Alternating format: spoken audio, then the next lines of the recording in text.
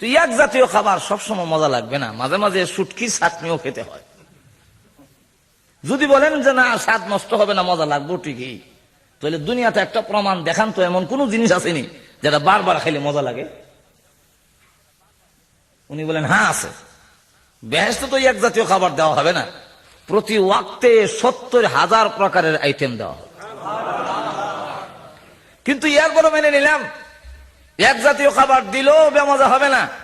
হবে না এটা বললে হবে না, দুনিয়ার একটা প্রমাণ দিয়ে দেখান।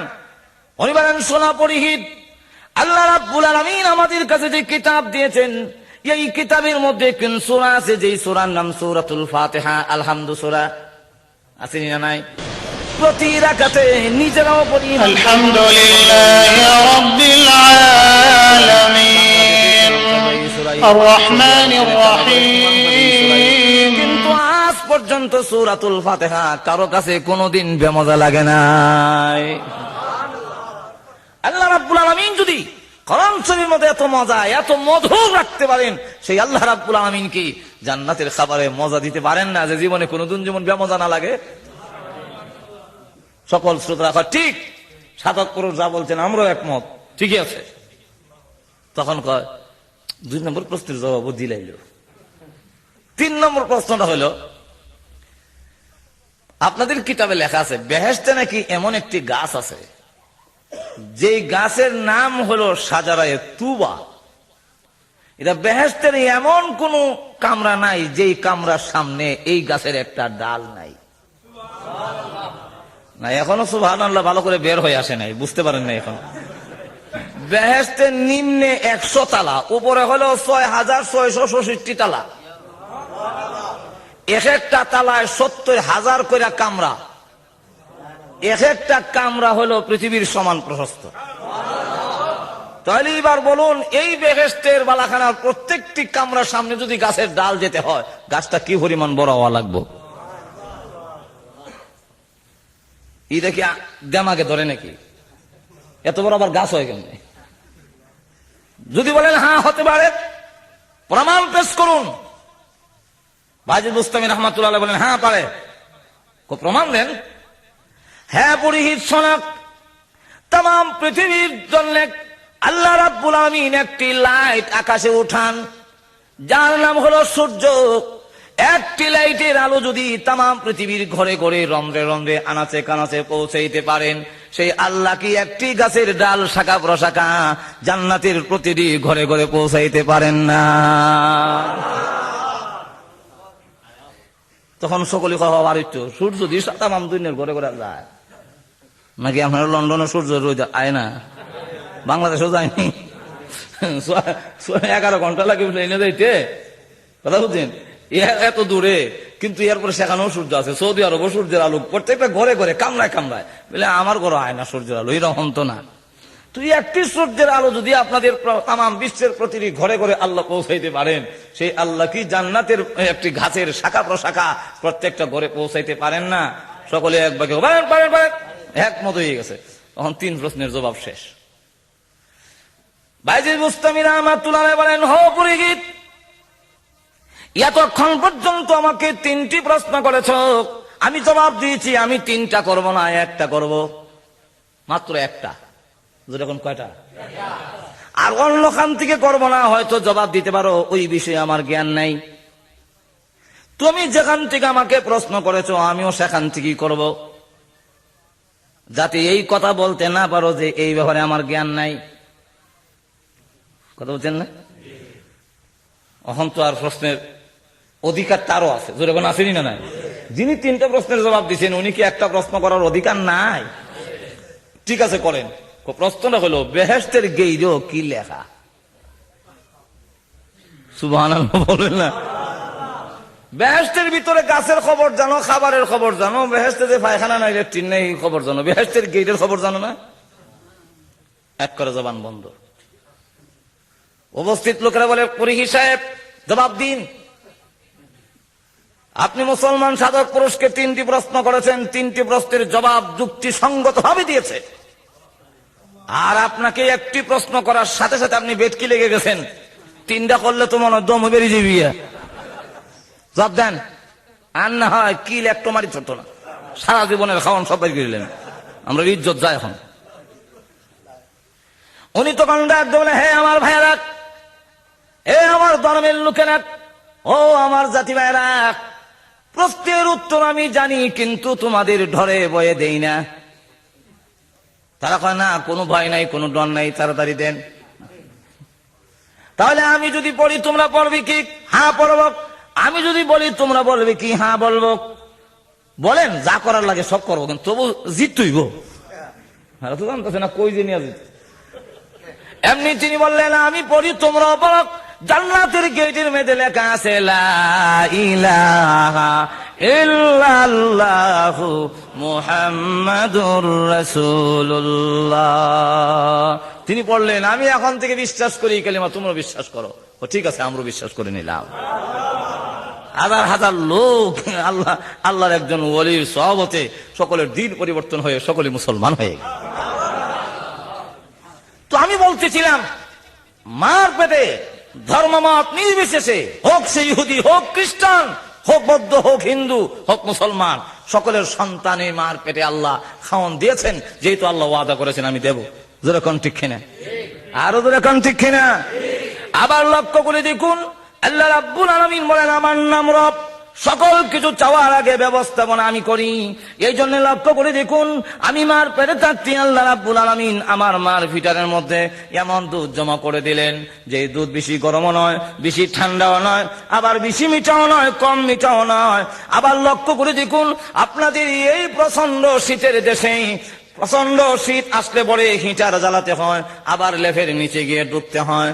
কিন্তু লক্ষ্য করে দেখুন তো, আল্লাহু আকবার, দুধের বাচ্চা, শিশু বাচ্চা, রাত 2টার সময় প্রচন্ড ঠান্ডায় সমস্ত শরীর ঠান্ডা হয়ে গেছে, কিন্তু এরপরও বাচ্চা যখন দুধ চায় সঙ্গে সঙ্গে মার স্তনে দুধ দিতে পারে, ওই দুধ আর গরম করতে হয় না। আল্লাহ বলেন, আমি কুদরতি ভাবে গরম করে রেখে দিয়েছি। ও বান্দা, এই ব্যবস্থাপনা আমি করলাম, আমার নাম রব। আমি যেহেতু রব, এই জন্য তোমার সকল কিছুর ব্যবস্থাপনা করেছি।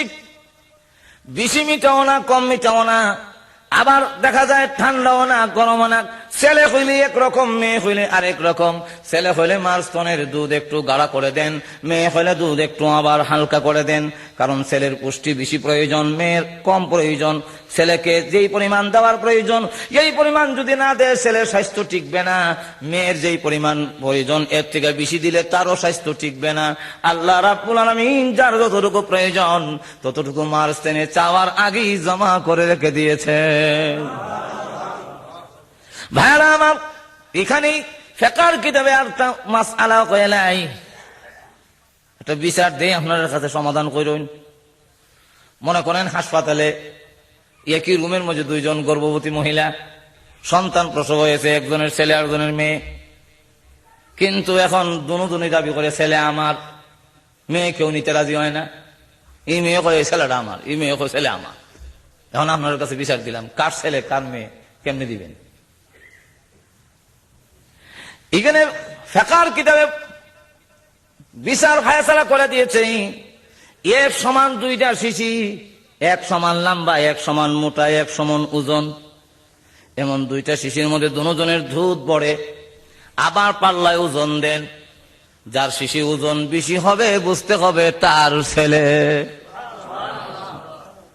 কারণ মেয়ে যখন, ছেলে যখন থাকে, ওই মার দুধ গাঢ় হবে, আর গাঢ় দুধ ওজনে বেশি হয়ে যাবে। ভাইরা আমার, আল্লাহ রাব্বুল আমিন শুধু তা না, আপনারা যে ফিটার দিয়া দুধ খাওয়ান, এই ফিটারে তো দুধ বেশি সময় গরম থাকে না, আবার ঠান্ডা হয়ে যায়। আবার যে নিপুলটা ব্যবহার করেন, বান্ডা ব্যবহার করেন, এটা 5 দিনের বাচ্চা যা চলে 1 বছরের বাচ্চার চলে না। যেরকম ঠিক কিনা? আর আল্লাহ রাব্বুল আলামিন যে নিপুল দিয়েছেন, এই নিপুল দিয়ে 6 মাসের 1 দিনের বাচ্চা থেকে নিয়ে 2 বছরের বাচ্চা পর্যন্ত পরিবর্তন করতে হয় না, সকলের জন্য সমানভাবে চলে। শুধু একজনের জন্য না, 12টা সন্তান হয়েছে, 12টা সন্তান দুধ খাইলো, নিপুল পরিবর্তন করতে হয় না। আল্লাহ রাব্বুল আলামিন আবার এমন কুদরত ব্যবস্থা করে দিয়েছেন, মা সারাদিন কাজ করে নিচের দিকে আবার মাথা ঝুঁকায়, উমদা হয়, কিন্তু দুধ কোনোদিন টপটপায়ে পড়ে না। যেরকম ঠিক না? ঠিক না? আল্লাহ রাব্বুল আলামিন এই ব্যবস্থা করে দিয়েছেন। কেন দিয়েছেন? আল্লাহ বলেন, আমি রব, যেরকম কি আল্লাহ রাব্বুল আলামিন এই ব্যবস্থা করে দিয়েছেন। এখন তাফসীরের কিতাব উল্লেখ করেছে মার স্তনের মধ্যে আল্লাহ রাব্বুল আলামিন ছোট্ট ছোট্ট ঝর্ণার মতো একটা দুইটা নয় 32টা ছিদ্র করে দিয়েছেন। এই ছোট ছোট 32টা ছিদ্র দেওয়ার কারণে এখন ছোট্ট বাচ্চা আস্তে টান দিলে কম দুধ আসে, বড় যখন বাচ্চা হয় জোরে টান দেয় তখন দুধ বেশি আসে। আল্লাহ বলেন আমি যদি বড় করে দিতাম, ছিদ্র বড় করে দিতাম, ছোট বাচ্চা টান দিলে দুধ বেশি আসলে এখন নাকে তালি উঠতে তার প্রাণ যাওয়ার সম্ভাবনা ছিল। আবার যদি ছোট্ট করে দিই, 2 বছরের বাচ্চা যখন টান দিবে আর এই সময় যখন তার প্রয়োজন অনুযায়ী দুধ আসবে না তখন সে চিৎকার শুরু করে দিবে, তার তো তৃপ্তি হবে না। আল্লাহ বলেন এমন ভাবে কুদরতি ভাবে ছিদ্র করলাম, একদিনের বাচ্চারও চলে, আবার 2 বছর বাচ্চারও এই বাণী চলে। ঠিক না? সেখান থেকে নিয়ে আল্লাহ রাব্বুল আলামিন উল্লেখ করে দিয়েছেন। এরপরে আবার তুমি দুনিয়াতে আসার পরে দুধ খাওয়াইলাম, 2 বছর পর্যন্ত দুধ খাওয়ানো যায়। এরপরে আবার শক্ত জিনিস তো খেতে হয়, 1 বছর হইলেই তাকে শক্ত খাবার দিতে হয়। আল্লাহ রাব্বুল আলামিন বলেন দরখাস্ত দাও না রে বান্দা, আল্লাহ আমার 2টা দাঁত দাও, 32টা দাঁত দাও, 16টা দাঁত দাও, আমি শক্ত জিনিস খেতে হবে, এমন কোনদিন দরখাস্ত করো নাই। দরখাস্ত করার আগে আগে আল্লাহ বলেন নরম জিনিসের মধ্যে আমি আল্লাহ পাথর উঠাইয়া দিয়েছি। আপনি আপনার বাচ্চার এই জাইমগুলো অপারেশন করেন, কোথাও আপনি পাথরের টুকরা পাবেন না। এই দাঁতগুলো কোত্থেকে আসে, কে উঠায় দেয়, এখানে রিসার্চ করলেই আপনার মাথা ঘুরে যাবে। আল্লাহ যে কত বড় মহান। আল্লাহ রাব্বুল আলামিন এইভাবে দেখা যায় মার এই আসার পরে তো দুধ খাওয়াইলেন শক্ত জিনিস খাওয়ানোর জন্য, দরখাস্ত ছাড়া আল্লাহ 32টা দাঁত আমার মুখের মধ্যে দিলেন। আল্লাহ বলেন কেন দিলাম, যেহেতু ওয়াদা করেছি আমি দেব, আমি রব, তুই এইগুলো খেয়ে আমার গোলামি করবে, ওয়াদা করেছিস রে বান্দা, পৃথিবী থেকে আমাকে মানবে, আল্লাহ রাব্বুল আলামিনকে রব বলে স্বীকার করবে, আমার সাথে কাউকে অংশীদার বানাবে না। এটা সামনে বলবো, আসুন এখন সামনের দিকে যাই। এই অবস্থায় লক্ষ্য করে দেখুন এই পৃথিবীতে যা কিছু লাগে সকল কিছুর ব্যবস্থাপনা আল্লাহ করেছেন। এই শুধু দাঁতই না, আবার বিভিন্ন জিনিস খেতে হবে, আল্লাহ রাব্বুল আলামিন ব্যবস্থা করে দিয়েছেন। আল্লাহ রাব্বুল আলামিন বলেন তুমি তো আমের বড়াটা জমিনে ফেলে দিলে, এই শক্ত কভারটা কে এটাকে 2টা ভাগ করলো? ও বান্দা একটু লক্ষ্য করে দেখো, আমের যে উপরের কভারটা আছে, আমের বড়ার কভারটা, এটা শক্ত না নরম? আর গাছটা যে বের হয় এটা শক্ত না নরম? একটু দূরে খোকা, যে গাছটা বের হয় এই গাছটা নরম না শক্ত? গাছটা নরম আর কভারটা শক্ত। এখন এই কভারটা যখন নাকি মাঝখান দিয়া ফাটাইয়া ভিতর থেকে গাছ কোন যুক্তিতে বের হয়, এটা তো আমার বুদ্ধি দিয়ে ধরে না। নরম জিনিস তো শক্ত জিনিস, আপনি নরম দিয়ে ওয়ালের কোন নরম একটা জিনিস ওয়ালে ধাক্কা দেন, এটা ভেঙে যাবে, ওয়াল ছিদ্র হবে না। তাহলে এই কভারটারে ছিদ্র কে করে? আল্লাহ বলেন এ করে নাই, আমি না রব তোর। ইন্নাল্লাহা ফালিকুল হাব্বি ওয়ান নাওয়া, আমি আল্লাহ দানা জাতীয় জিনিসগুলো, ওই আমের বড়া আর যতগুলো বিচি দেখো সবগুলো মাঝখান দিয়ে 2টা ভাগ করে তার ভিতর থেকে গাছ বের করে আনলাম। বন্দারে ওই গাছ বড় করে তার ভিতরে আবার ফল ধরাইয়া আমি আল্লাহ তোর জন্য খাবারের ব্যবস্থা করলাম, কারণ আমি আল্লাহ হলাম রাব্বুল আলামিন। এই জমিনকে আবার দিয়ে দিলাম, জমিনকে বসবাস করার উপযোগী কে বানাইলেন?